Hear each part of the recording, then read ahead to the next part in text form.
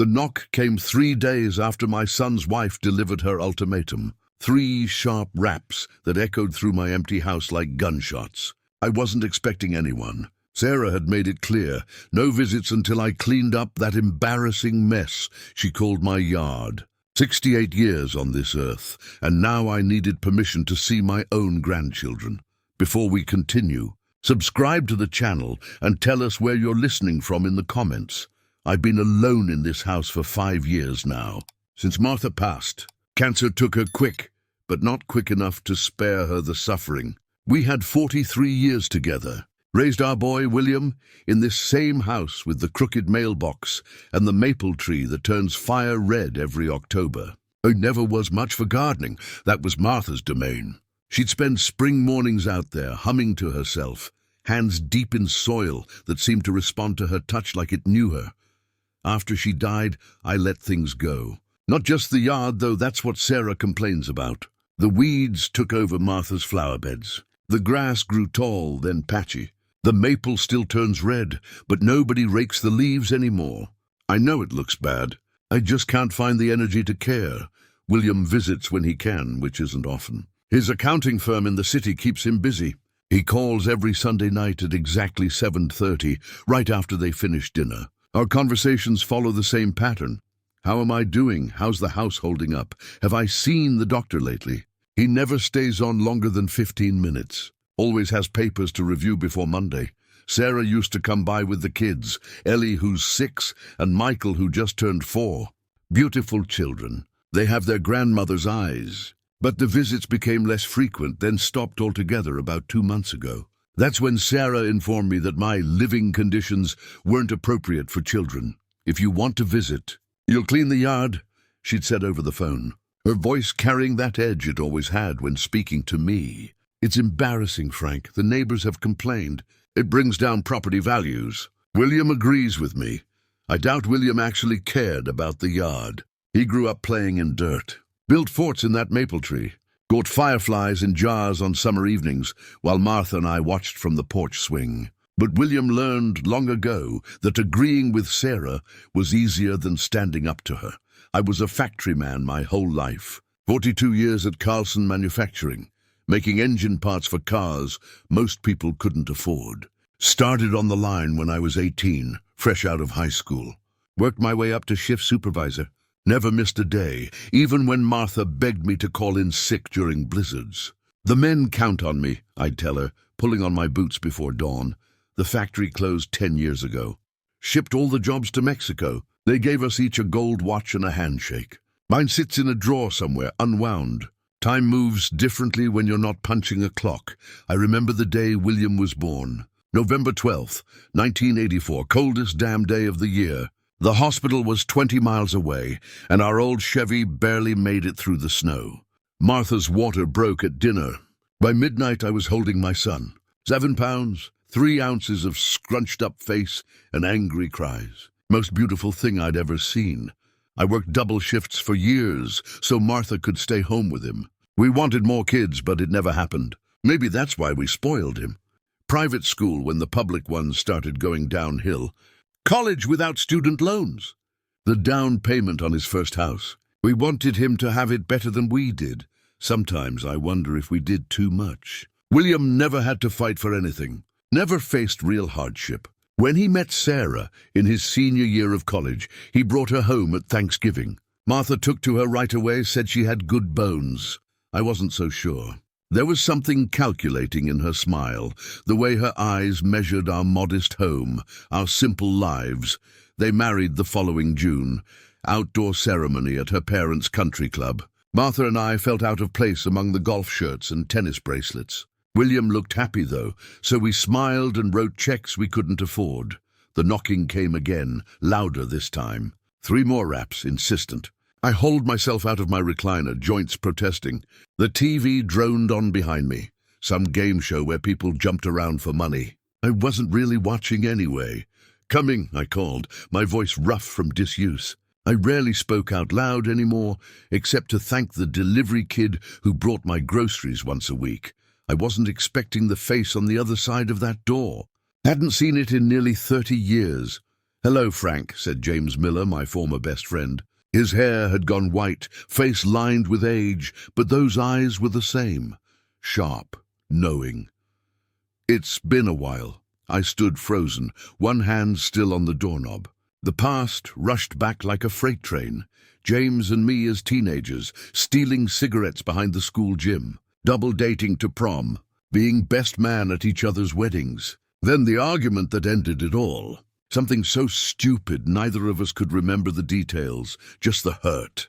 "James," I managed finally, "what are you doing here?"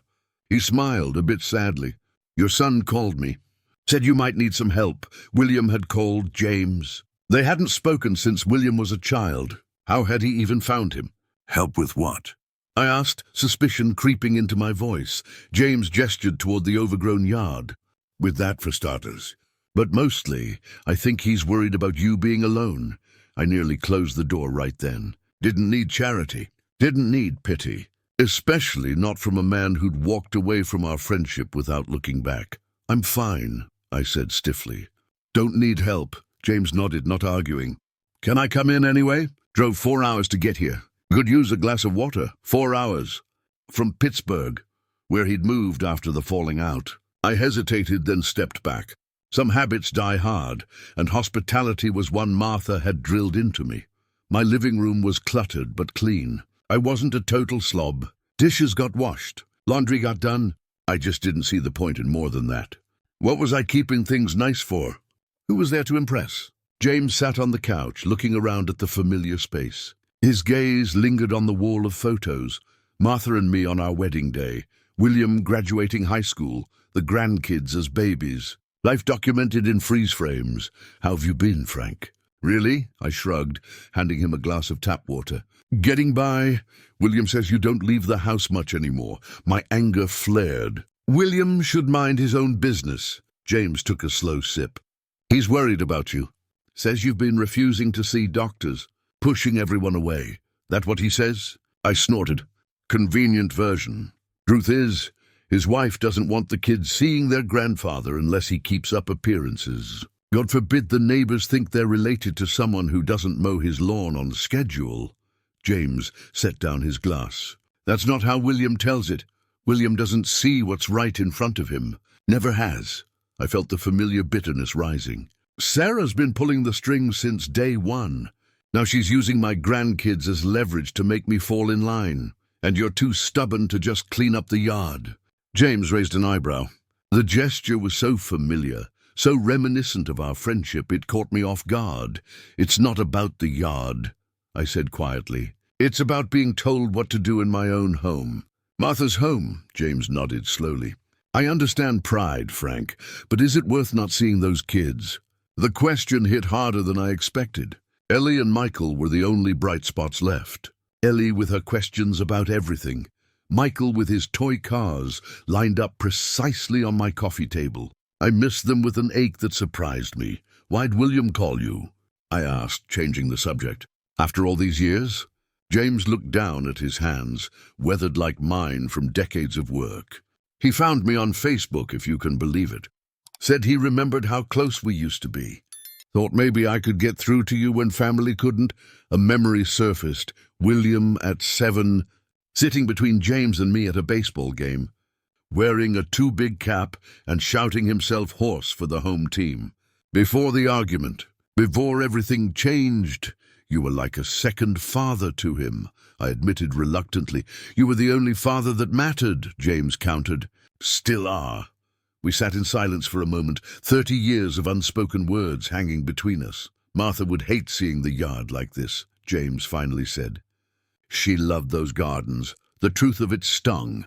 Martha had poured her heart into those flower beds, planning each season's blooms, so something was always showing color. After the funeral, I'd let them die one by one, unable to face tending what she'd loved so much."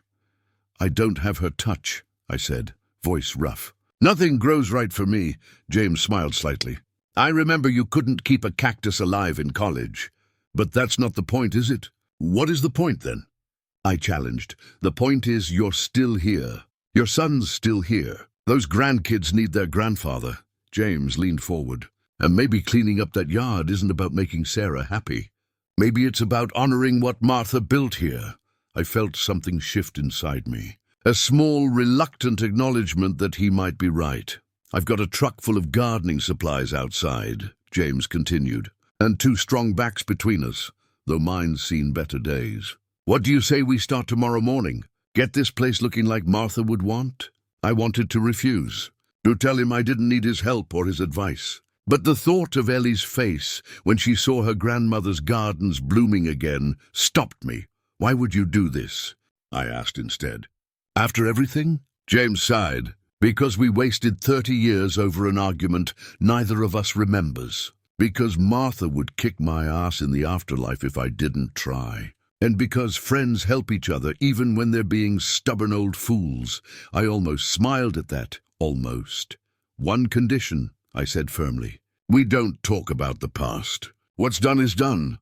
James nodded, extending his hand. "Deal." I took it after only a moment's hesitation. His grip was still firm, familiar despite the decades between us. That night, after James left with a promise to return at dawn, I stood on my porch looking at the disaster Martha's beloved yard had become. Weeds choking the beds where her roses once bloomed, grass growing in patchy clumps, the stone pathway she'd laid by hand now barely visible under debris. For the first time in years, I felt ashamed. Not because of what Sarah or the neighbors thought, but because I'd let Martha's work die. I'd been so caught up in my grief, in my loneliness, that I'd neglected the one thing she'd asked me to care for. "Just water the roses once a week," she'd said from her hospital bed, thin fingers clutching mine. "That's all they need. They'll do the rest themselves." I hadn't watered anything in 5 years. Morning came earlier than I'd slept in months. I was already on my 2nd cup of coffee when James's truck pulled into the driveway at 6:30. He wasn't alone. A young man sat in the passenger seat, lanky and familiar. My grandson, Michael's brother from Sarah's first marriage, Thomas, 19 now, home from his first year at college. I hadn't seen him in over a year. "Hope you don't mind," James called as they approached the porch. "Found this kid looking for work. Says he knows you." Thomas looked uncomfortable, hands shoved in his pockets. "Hey, Grandpa Frank?" "Thomas," I nodded, surprised. "Does your mother know you're here?" He shrugged. "Mom doesn't control everything, despite what she thinks." There was an edge to his voice I recognized, teenage rebellion mixed with genuine frustration. I'd heard it in William's voice at that age, too, though he'd outgrown it faster than I would have liked. "Well," I said, unsure what else to offer, "there's coffee inside." The day passed in a blur of physical labor. We started with clearing debris, fallen branches, dead plants, years of accumulated leaves. James had brought industrial trash bags, gloves, and tools I'd never seen before. Thomas worked silently at first, then gradually began asking questions. About the yard, about Martha, about what things had been like before. By noon, we could see the bones of what had once been there. The stone pathway, the raised beds, the trellis where Martha's clematis had climbed, now bare and weathered. "There used to be a bird bath," I said, pointing to a spot near the maple. "And a bench under that tree." James wiped sweat from his brow. "I remember Martha sitting there, watching William play baseball with the neighborhood kids. The memory was so clear, I could almost see her there. And book in her lap, looking up to cheer when William made a good hit." Thomas straightened from where he'd been pulling weeds. "Dad says you taught him to throw a curveball in this yard. Did he?" I was surprised William remembered. "Took him all summer to get it right. Your grandmother thought I was too hard on him, were you?" Thomas asked. I considered the question. "Probably. My father wasn't one for patience. I tried to be different with William, but..." I trailed off. Not sure how to finish, but some patterns are hard to break. James finished for me. We worked through the afternoon, stopping only when our old bodies demanded rest. Thomas kept going, his youth giving him energy we envied. By evening, the yard was cleared, but still barren. "No flowers, no color. We'll need to get plants," James said, as we sat on the porch steps, drinking lemonade Thomas had found the mix for in my pantry. "Seeds won't bloom fast enough." I nodded, looking at the empty beds. Martha kept a garden journal. Might still be in her desk. That night, after they left, I found myself opening Martha's desk drawer for the first time since her death. Her things remained exactly as she'd left them. Pens lined up neatly, notepads stacked by size, a small dish containing paper clips and rubber bands. And there, beneath it all, a worn leather journal with garden dreams embossed on the cover. Inside were years of careful notes, which plants thrived in which locations. Bloom times carefully recorded, sketches of garden layouts, color schemes for different seasons. Martha's handwriting, neat and precise, filled every page. I ran my fingers over the ink, remembering her bent over this book at our kitchen table, planning next year's garden while snow fell outside. The pain of missing her hit fresh, as if she'd just left yesterday instead of 5 years ago. On the final page, dated just weeks before her diagnosis, she'd written, "For Frank, when I'm gone, the roses will need extra care. They're stubborn like you, but worth the effort." I closed the book, throat tight with unshed tears. The next day, armed with Martha's journal and James's truck, we visited 3 different nurseries. I spent money I hadn't planned to spend, buying exactly what Martha's notes called for. Roses, of course, hydrangeas for the shady corner, lavender along the path, petunias for quick color, while the perennials established themselves. Thomas came again, bringing with him a friend, a girl named Amber, with bright green hair and more energy than both James and me combined. She knew plants, too. Asked smart questions about soil and sunlight that I couldn't answer but found in Martha's notes. By the week's end, the yard had transformed, not to its former glory, that would take time, but to something alive again, something with potential. On Sunday, William called at his usual time. I told him about the yard, about James and Thomas and the girl with green hair. There was a long pause before he spoke. "Dad," he said finally, "I didn't call James." The words didn't register at first. "What? I didn't call James," William repeated. "I haven't spoken to him since I was a kid, but he said—" I trailed off, confused. "He drove from Pittsburgh. Said you found him on Facebook." Another pause. "Dad, James Miller moved back to town 5 years ago, right after Mom died. He lives about 20 minutes from you." The revelation hit like a physical blow. James had lied. "But why?" "I need to go," I told William abruptly. "Dad, wait," but I'd already hung up, something I'd never done before. My mind was racing. If William hadn't called James, why had he shown up at my door? How had he known about Sarah's ultimatum? About the yard? The knock came as I was still processing, 3 sharp raps just like before. I opened the door to find James standing there, holding a small potted rose bush. "Thought we could put this one near the porch," he said, then paused, seeing my expression. "What's wrong?" "William didn't call you," I said flatly. James's smile faded. He set the rose bush down carefully on the step. "No, he didn't. You lied to me." "I did." "Why?" He looked past me toward the yard we'd spent a week restoring. "Because I drove by this house every week for 5 years, watching it fall apart like you were. Because Martha made me promise before she died that I'd look out for you when she couldn't. And because I was too damn proud to just knock on your door and say I was sorry." I stared at him, speechless. "Martha called me in the hospital," James continued. "Said life was too short for 30-year grudges. Made me promise we'd make things right." He smiled sadly. "I told her we would, but then she was gone and you were so broken. It never seemed like the right time. So why now?" I managed to ask. "Because Sarah came to see me last month. Said she was worried about you, that you were shutting everyone out, refusing to take care of yourself or your home. She thought maybe I could help, since we'd been friends once." "Sarah came to you?" The idea seemed impossible. Sarah, who looked down her nose at everyone. Sarah, who measured worth by income and appearances. James nodded. "She loves those kids, Frank. Wants them to know their grandfather. But she was afraid the state of things here," he gestured vaguely, "might scare them. Or worse, that you'd given up. So the ultimatum was what, a bluff? A desperate attempt to motivate you," James corrected. "She didn't know what else to do." I sank down onto the porch step, suddenly exhausted. Everything I thought I knew was shifting. "There's more," James said, sitting beside me. "Thomas has been worried too. Been asking William about you for months. The green-haired girl." She's studying horticulture, wants to restore historic gardens. Thomas asked her to help because he knew how much the yard meant to his grandmother.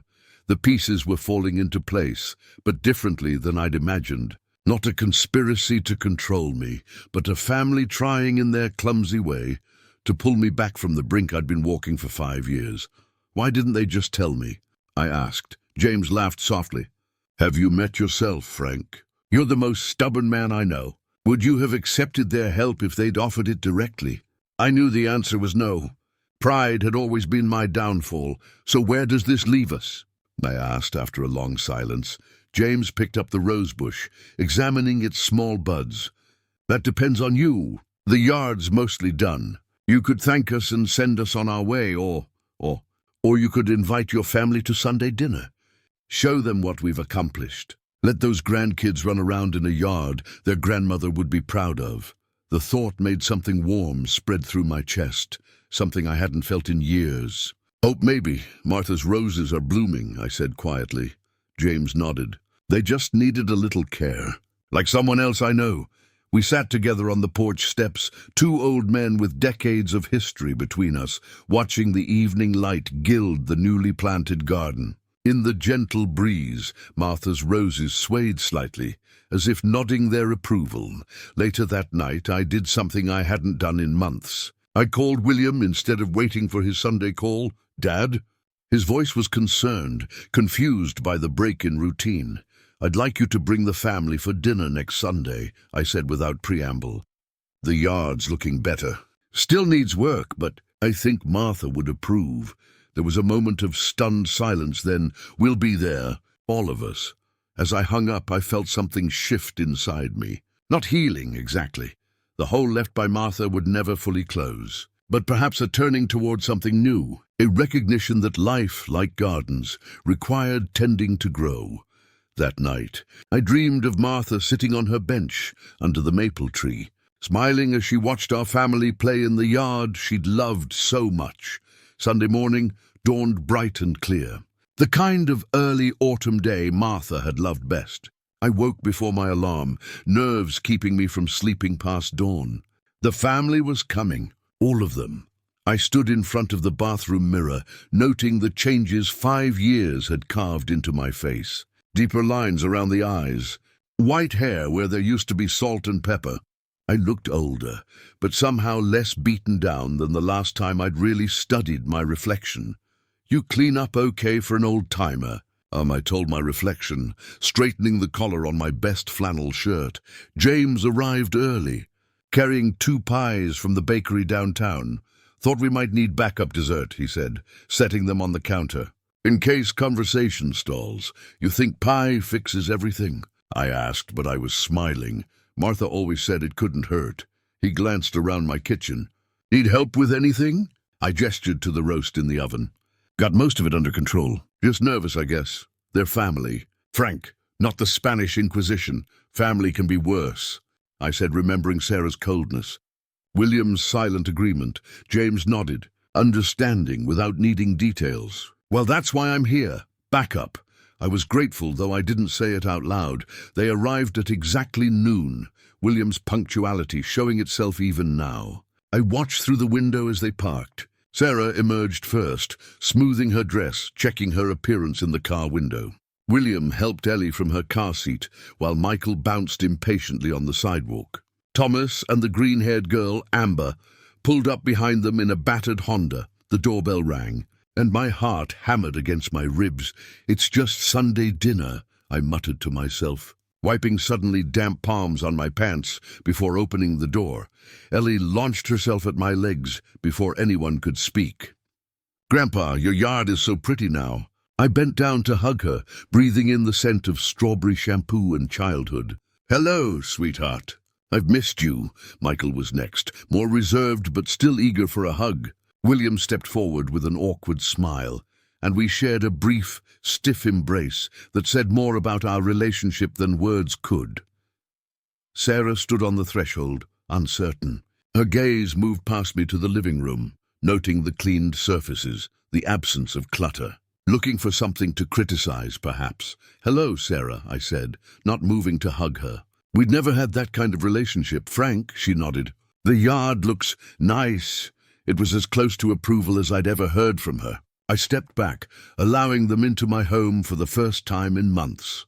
James played the perfect host, offering drinks, complimenting Sarah's dress, asking William about work. I busied myself in the kitchen, grateful for the distraction. Through the doorway, I could see Thomas introducing Amber to William. My grandson looked happier than I'd seen him in years. Dinner went smoothly at first. The food was good.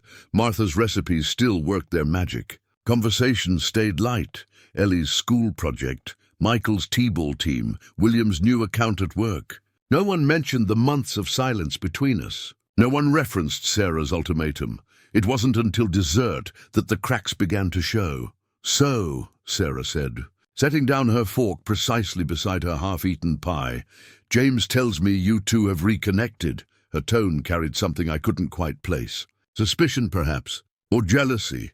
"James has been a good friend," I said carefully. "Helped me with the yard." "Funny," Sarah continued. "I don't remember William mentioning you two were back in touch." James smiled easily. "Old friendships have a way of resurfacing when needed." Sarah's eyes narrowed slightly.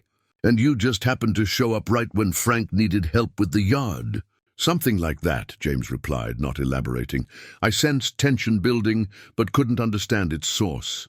William shifted uncomfortably in his seat. Thomas and Amber exchanged glances. "It's quite a coincidence," Sarah pressed. "Almost like someone arranged it." "What are you getting at, Sarah?" I asked, feeling defensive without knowing why. "Nothing," she said, but her tone said otherwise. "It's just interesting timing." William cleared his throat. "The yard really does look great, Dad. Martha would have loved it." The mention of Martha's name hung in the air.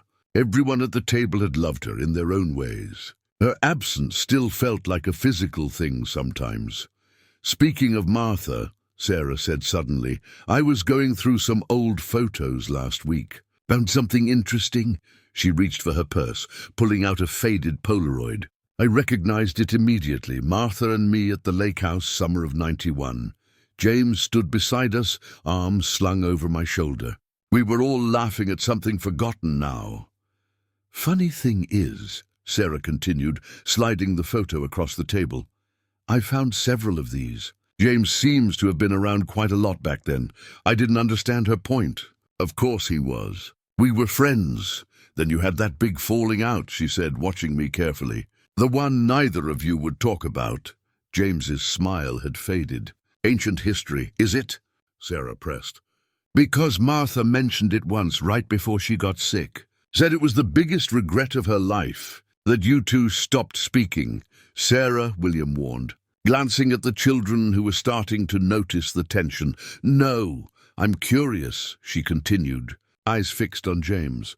"What was so terrible that you didn't speak for 30 years? And why show up now, right when Frank needs someone in his corner?" The implication hung unspoken.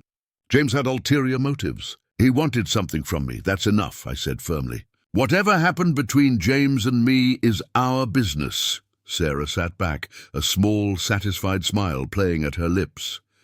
"Of course, I just find the timing convenient." After dinner, William helped me with the dishes while Sarah took the children outside to see the yard. James excused himself to make a phone call. We worked in silence for several minutes, the familiar routine of passing plates requiring no conversation. "Dad," William finally said, voice low, "I'm sorry about Sarah. She can be suspicious," I offered. He sighed. "Protective. In her way." I set down the dish towel. "Is that what you call it?" William looked uncomfortable. "She means well. She was worried about you, living alone, letting things go. So worried she banned my grandchildren from visiting." His expression tightened. "It wasn't like that. It was exactly like that, William. I kept my voice even but firm. She gave me an ultimatum about my own yard, in my own house. The kids were asking questions about why everything looked so different from when Grandma was alive. Sarah thought, I know what Sarah thought," I interrupted, "that I was falling apart, that I couldn't be trusted around children because I didn't mow the lawn on her schedule. William wouldn't meet my eyes. We were concerned, that's all, concerned enough to stop visiting. but not concerned enough to offer help. The words came out harsher than I'd intended. But they'd been building for months. That's not fair, isn't it? 5 years, William. 5 years I've been alone in this house. How often did you offer to help with maintenance? How many times did Sarah suggest bringing the kids over to rake leaves or plant flowers? He had no answer for that. And now James shows up, and suddenly I'm supposed to be suspicious of his motives? Nobody's saying that. Sarah is. Pretty clearly. William dried his hands slowly. It just seems strange, him appearing out of nowhere after so long. A thought struck me, ugly but persistent. Are you worried he's after my money? The house. Dad, no. Of course not, because there's not much to take, I continued. Social Security. The house. Maybe 10,000 in savings. That's not it, William insisted, but something in his expression shifted.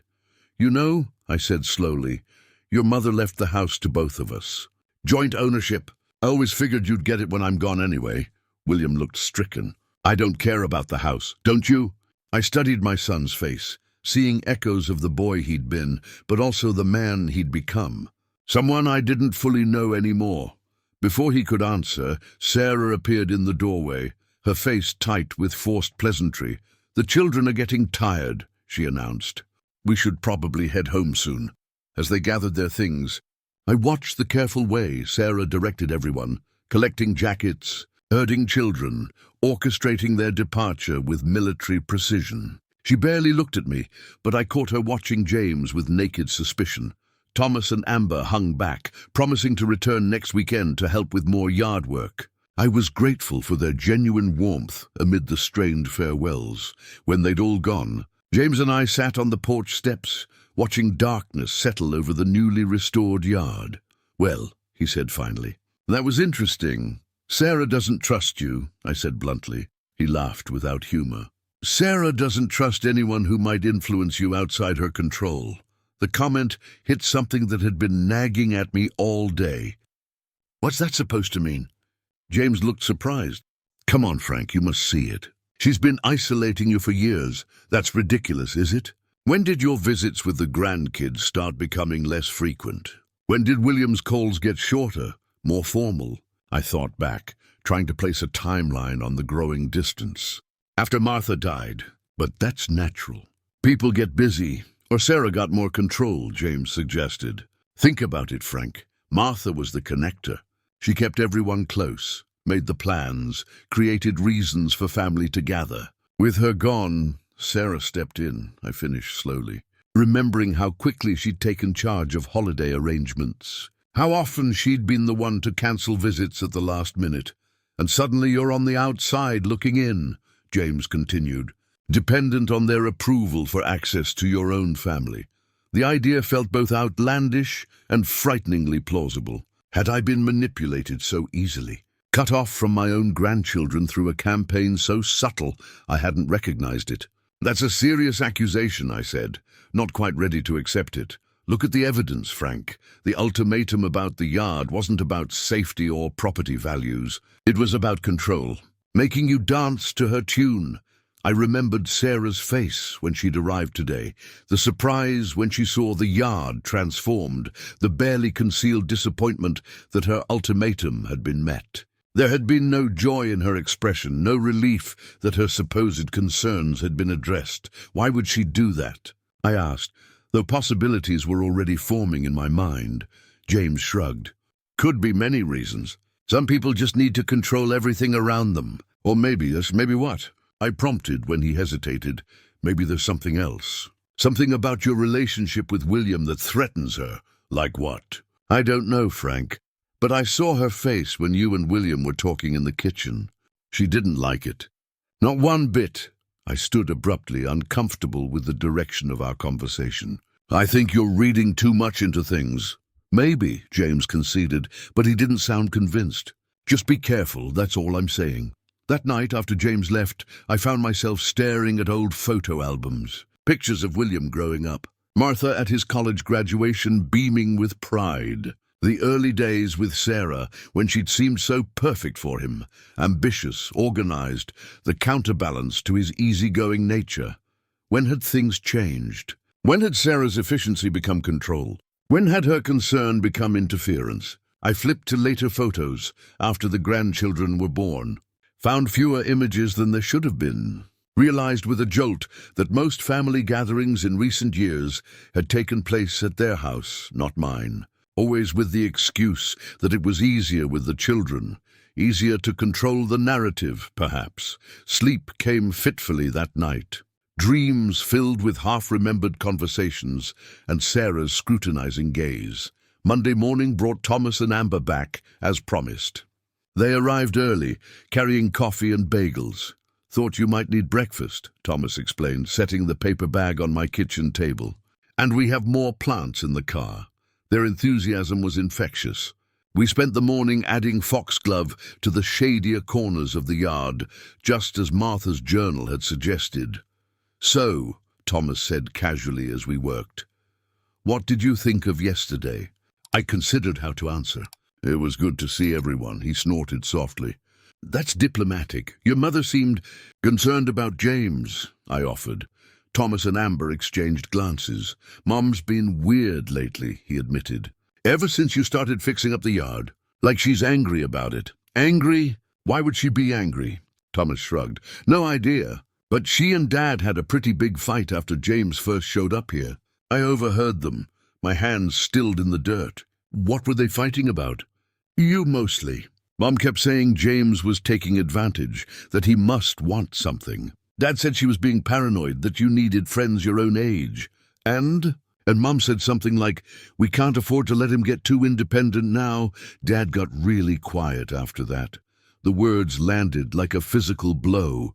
"We can't afford to let him get too independent now." What did that mean? "Thomas," I said carefully, "do you know if your parents have been having money troubles?" His expression clouded. "Why do you ask?" "Just curious. Dad's firm isn't doing great," he admitted reluctantly. "There was talk about layoffs a few months ago, and Mom's been looking at real estate listings lately. Bigger houses, expensive neighborhoods." Something cold settled in my stomach. James's warnings echoed in my mind. Sarah's sudden interest in my social connections. The ultimatum about the yard, delivered just as I was starting to assert independence. "Grandpa." Thomas was watching me, concern in his young face. "Is everything okay?" I forced a smile. "Fine, just thinking about what to plant next."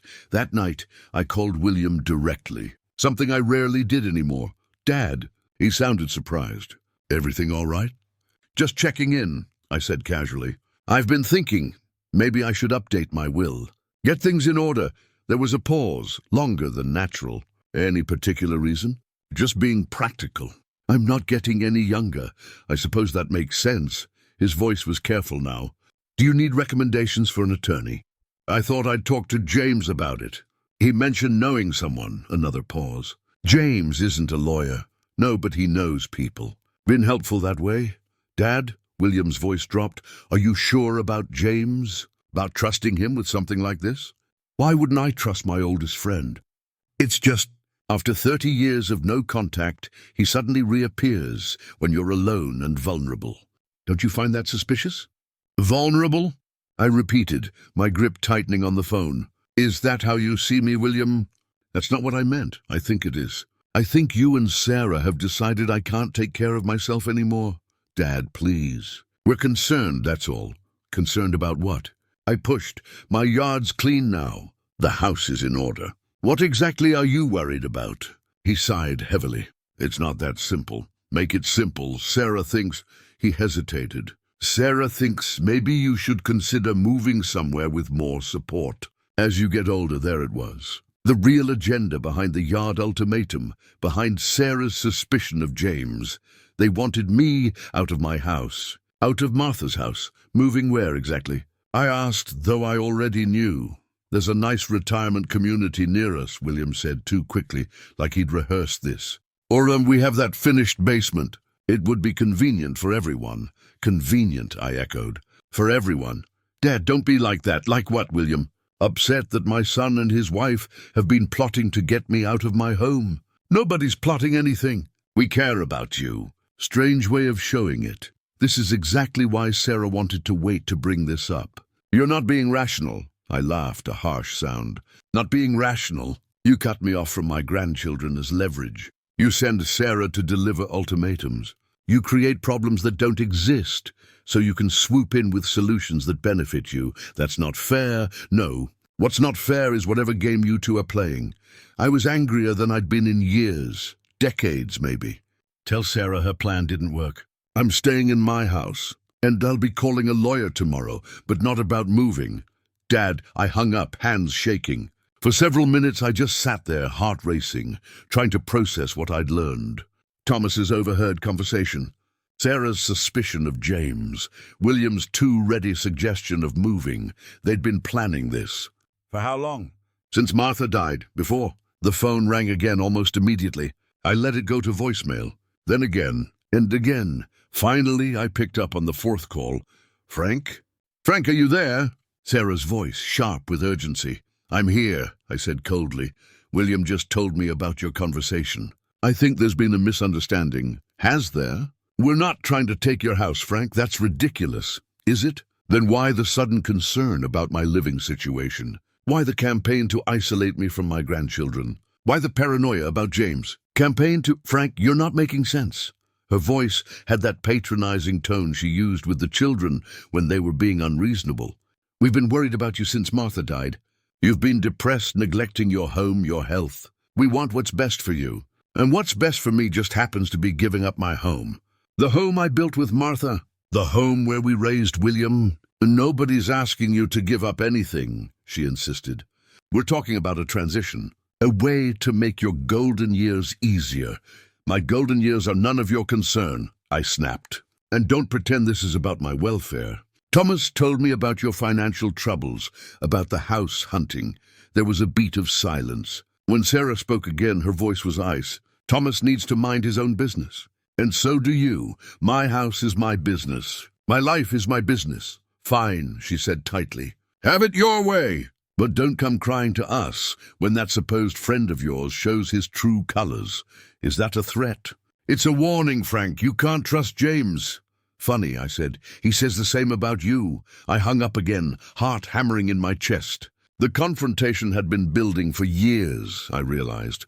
Every silent criticism, every cancelled visit, every look of disapproval at my housekeeping, my yard, my choices. The phone rang again, but I didn't answer. Instead, I called James. They want my house, I said when he picked up. That's what this has all been about. James was silent for a moment. Tell me exactly what happened. I recounted both conversations, the pieces falling into place as I spoke. William's firm struggling financially. Sarah's ambitions for a bigger house. Their sudden concern about my living situation. I'm sorry, Frank, James said when I finished. I suspected something was off, but I didn't want to plant ideas. What do I do now? You protect yourself, he said simply. Starting tomorrow, we get your affairs in order. Make sure your house and assets are secure. William's name is on the deed, I admitted. Martha wanted to make sure he was taken care of if something happened to me. Then we need to move quickly. The next morning, I felt sick to my stomach. Betrayed in a way I hadn't imagined possible. My own son, plotting with his wife to pressure me out of my home. Using my grandchildren as pawns. Creating an ultimatum about the yard to establish a pattern of neglect they could point to later. I was making coffee when the doorbell rang. Early for visitors. I opened it to find Sarah standing there alone, eyes red-rimmed from crying or lack of sleep. We need to talk, she said, pushing past me into the house without waiting for an invitation. Where's William? I asked, following her into my living room. At home, with the children. She turned to face me. I didn't tell him I was coming. Something about her demeanor made me uneasy. Sarah was always composed, always in control. This version, disheveled, emotional, was unfamiliar territory. What do you want, Sarah? I want you to listen, she said, sinking onto my couch. Really listen before you do something we'll all regret. Like what? Secure my own home against my family's schemes? Her laugh was hollow. Is that what you think? That we're scheming against you? The evidence suggests it. She shook her head slowly. The evidence suggests nothing of the sort. But your friend James has twisted everything, hasn't he? James has been honest with me. More than I can say for you and William. Sarah leaned forward, her expression intense. Frank, do you know why James really disappeared from your life 30 years ago? Did he tell you that part? I hesitated. He said it was a stupid argument, that neither of us remembered the details. Well, I know the details. Martha told me years ago. Martha wouldn't. She did, Sarah interrupted. Because she was worried about you. Because she needed someone to understand what had happened in case he ever came back. A cold feeling spread through me. What are you talking about? Sarah's eyes never left mine. James didn't leave because of an argument, Frank. He left because Martha caught him forging your signature on loan documents. He was trying to steal from you. The accusation hung in the air between us, heavy as a storm cloud. James forging Martha's signature? It didn't make sense. That's ridiculous, I said finally. Martha would have told me. Sarah shook her head. She wanted to, but you two had been friends since childhood. She knew how much that would hurt you. I don't believe you. Look at the timing, Frank. 30 years ago, right when you got that big promotion at Carlson Manufacturing. Suddenly making real money for the first time. And James just happens to try accessing your finances, then disappears when he's caught. My mind raced back, trying to align memories with Sarah's version of events. It was true. The falling out had coincided with my promotion to shift supervisor. My salary had nearly doubled. Martha never said a word, I insisted. Not in 30 years of marriage, because she loved you too much to break your heart, Sarah said quietly. She told me the whole story right after my wedding to William. Said I needed to understand the burden of protecting someone you love from painful truths. Why would she tell you and not me? Sarah's expression softened slightly. Because she was sick by then, Frank. She knew she was dying. Wanted someone else to know in case James ever came back. The timeline matched. Martha had been diagnosed just after William and Sarah's wedding. We'd had 6 months between diagnosis and the end. If what you're saying is true, I said slowly, why would James come back now? What's he after? Your house, Sarah said simply. What else? You're alone, vulnerable. The house is half in William's name, but that's an obstacle James could work around with time. By turning me against my own family, I finished, the pieces suddenly rearranging themselves in my mind. Sarah nodded. Exactly. First he helps with the yard, makes himself indispensable. Then he starts planting seeds of doubt about our intentions. Before long, you're changing your will, cutting us out completely. It sounded plausible. Too plausible. But something still didn't add up. How did James know about the yard ultimatum? I asked. How did he know when to show up at my door with exactly the right story? Sarah hesitated just long enough for me to catch it. I don't know. Maybe he'd been watching the house, waiting for the right moment. Or maybe someone told him, I suggested, watching her face carefully.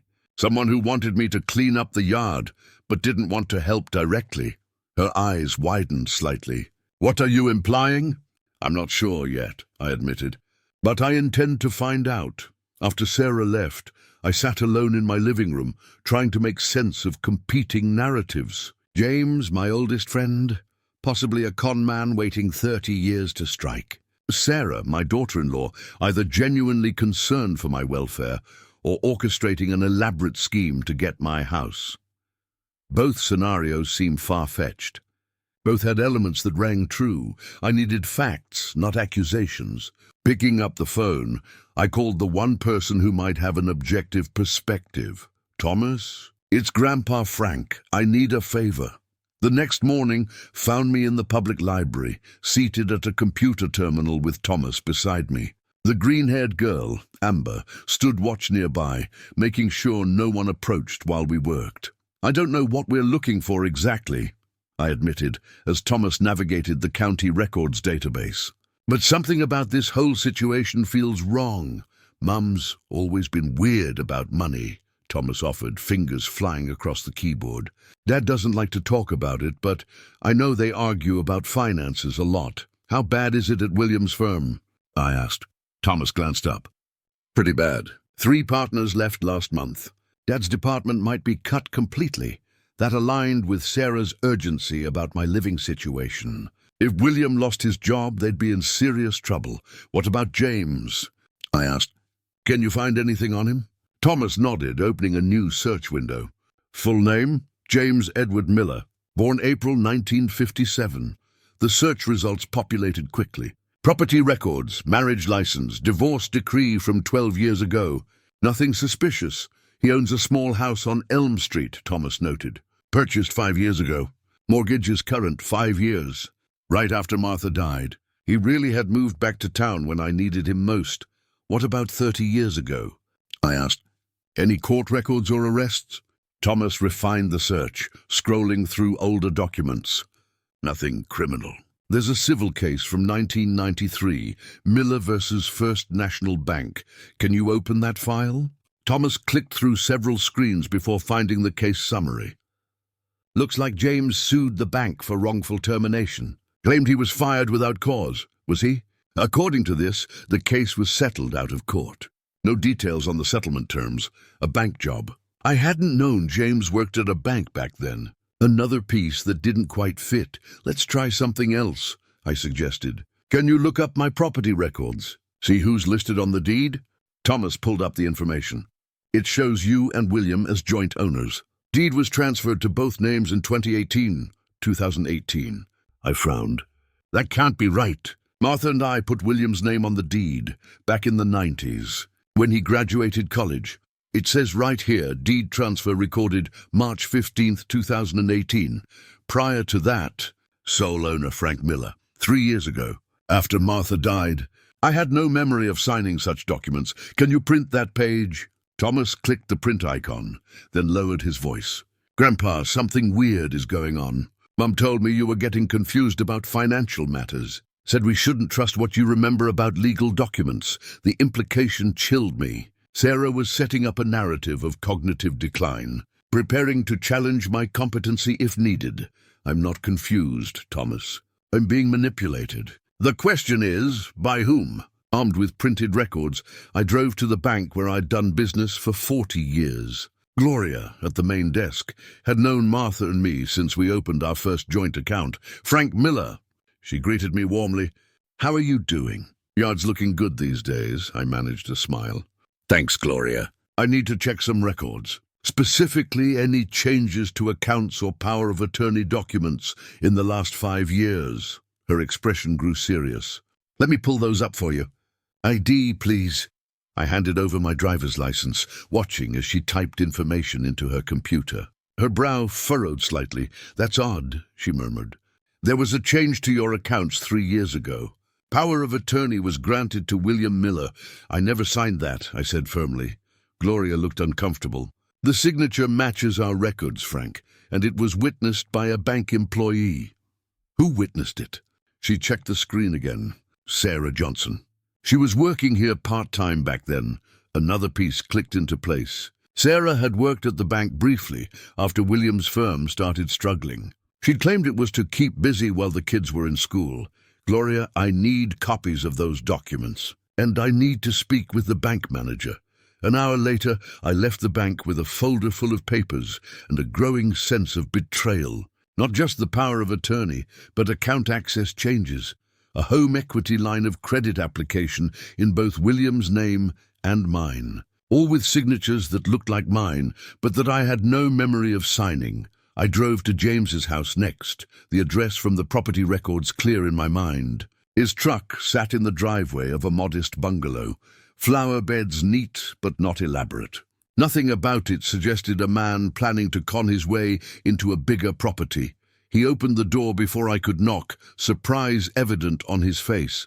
Frank, is everything okay? I held up the folder. We need to talk. Seated at his kitchen table, I laid out everything I'd discovered.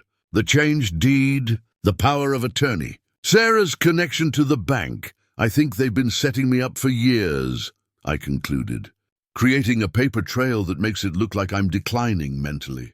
That way, when they push me out of my home, it seems like a natural progression rather than a takeover. James studied the documents without speaking, his expression grave. Sarah came to see me this morning, I continued. It told me you tried to steal from Martha and me 30 years ago. Said that's why you disappeared. His head snapped up. She what? Said Martha caught you forging my signature on loan documents. James stared at me, shock evident in his features. Frank, that's not just a lie. It's a complete reversal of the truth. What do you mean? He stood abruptly, disappearing into another room. When he returned, he carried a small fireproof box. I hoped I'd never need these, he said, unlocking it with a key from his pocket. But Martha made me promise to keep them just in case. Inside were papers. Old papers, yellowed with age. He handed them to me carefully. In 1993, I was working at First National as a loan officer. William came to me for a loan, said he needed money for graduate school, but the paperwork seemed off. When I checked more closely, I realized he'd forged your signature as a co-signer. I stared at the loan application in disbelief. My signature at the bottom, clearly not in my handwriting. I confronted him, James continued. Told him I couldn't process the loan with a forged signature. He got angry, threatened to tell the bank I'd been helping clients bypass credit checks. A complete lie. When I wouldn't budge, he went to my supervisor with the accusation. You were fired, I said, remembering the wrongful termination suit. James nodded. The bank investigated, eventually cleared me, but by then the damage was done. William had told you and Martha I'd tried to steal from you. Martha figured out the truth later, found evidence of what William had done. She confronted him privately. Why didn't she tell me? For the same reason Sarah gave, she couldn't bear to break your heart. William was your only child. She made him promise to never do anything like that again, and she made me promise to stay away, to keep the peace. It fit. Martha's protectiveness, her willingness to shield me from painful truths. William's sudden coldness toward James. His inexplicable ability to pay for graduate school despite our modest contributions. So Sarah's story is William's original lie, repurposed, James finished. They're using a 30-year-old deception to discredit me now that I'm back in your life. I sat back, overwhelmed by the layers of betrayal. Not just recent manipulation, but decades of lies. Why come back now? I asked. After all this time? James's expression softened. Martha's last request. She called me from the hospital, made me promise to check on you after she was gone. Said to give you time to grieve, then make sure you weren't alone. 5 years is a long time. It took me that long to work up the courage, he admitted. I drove by your house every week, but could never bring myself to knock. Then I saw Sarah visiting one day, looking at the property like she was measuring it. Something about her expression set off alarm bells. The final pieces were falling into place. So when Thomas mentioned the yard ultimatum, I knew they were making their move. James nodded. Creating a pretext to declare you unable to care for yourself. I stood, gathering the documents. I need to confront them. Frank, wait. Think this through. If you confront them directly, they'll deny everything. William has legal access to your accounts. Sarah has been setting up a paper trail, suggesting cognitive decline. You need leverage. He was right. I needed more than accusations. I needed irrefutable evidence. What do you suggest? The plan came together over the next 2 days. Careful, methodical steps to reclaim control of my life. First, a visit to a lawyer James recommended, someone with no connections to William's firm. New will, new power of attorney documents, removal of William's name from my financial accounts. Next, a forensic accountant to trace where money had gone in the past 3 years. The results were sobering. Over $30,000 withdrawn from my accounts for household expenses that didn't align with my actual spending. Finally, the most difficult step, gathering everyone together for a Sunday dinner. Another family meal, this time with very different intentions. They arrived punctually again, Sarah orchestrating their entrance with the same military precision.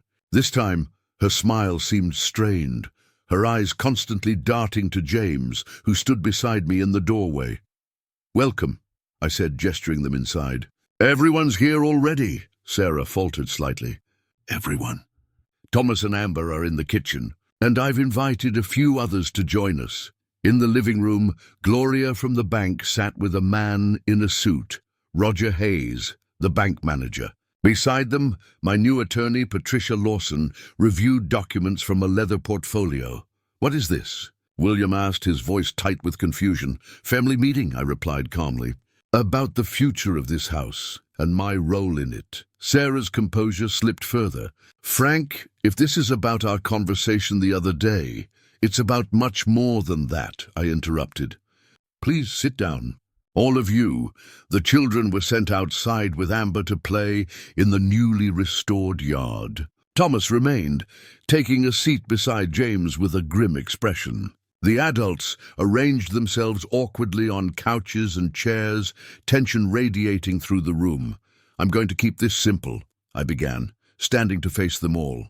For the past 3 years, someone has been systematically preparing to take control of my assets. Changing deeds, establishing power of attorney, creating a narrative of mental decline. William's face paled. Sarah's hand clutched her purse with white knuckles. Mr. Hayes from First National has confirmed that documents were executed without my knowledge or consent. Ms. Lawson, my attorney has filed the necessary paperwork to invalidate those changes. Dad, William started. There's been a misunderstanding. No misunderstanding, I cut him off. The signatures on these documents are forgeries. Expertly done, but forgeries nonetheless. That's ridiculous, Sarah interjected. You're confused, Frank. You signed those papers. I was there. That's the problem, Sarah. You were there as a bank employee, witnessing signatures on documents I never saw. I turned to Mr. Hayes. The bank has reviewed the security footage from those dates. Would you like to share what was found? The bank manager cleared his throat. Our records show Mrs. Miller entering the bank alone on those dates, conducting business with multiple documents already signed. That doesn't prove anything, Sarah protested. But her voice had lost its confidence. I looked directly at my son. William, did you know? About the forged documents, the withdrawn money. His eyes couldn't meet mine. Dad, we were trying to help. You weren't taking care of yourself. The house was falling apart. So you decided to take matters into your own hands, I finished for him. Just like you did 30 years ago with that loan application. His head snapped up, shock written across his features. James shifted uncomfortably beside me. Yes, I know about that too, I continued. The pattern's the same, isn't it? Financial pressure, desperation, the easy solution of using my resources without my knowledge. I was young then, William whispered. Made a mistake. And now? Sarah stood abruptly. This is absurd. We've done nothing wrong. We've been trying to help you, Frank.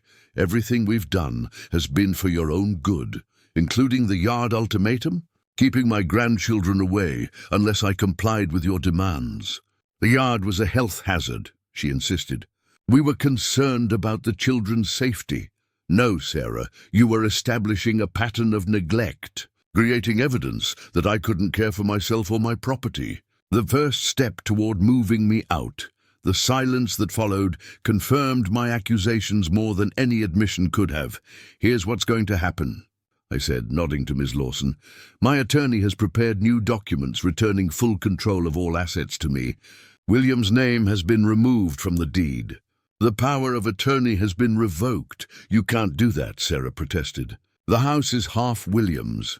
Actually, Ms. Lawson interjected, the transfer of deed in 2018 was fraudulent. The original arrangement Mrs. Miller established remains in effect.